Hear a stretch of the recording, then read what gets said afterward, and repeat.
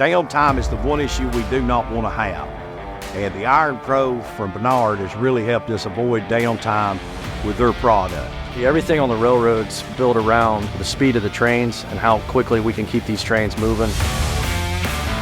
North America right now, everybody's expecting their goods almost overnight or within the same week. Anything that breaks slows our teams down, slows the trains down, heavily slowing traffic and our industry down. I'll have welders go out to repair frog castings, which helps the train switch from one track to the other. It's important we have them open for the traffic to flow right.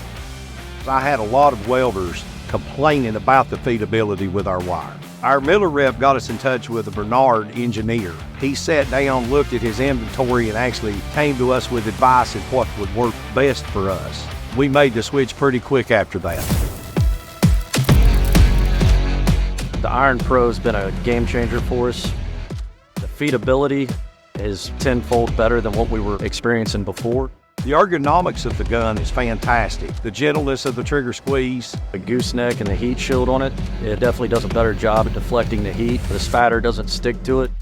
We find the gun comfortable to use. We could spend up 6 to 8 hours non-stop. I want to be able to sit down and weld for however long it takes me to rebuild this frog.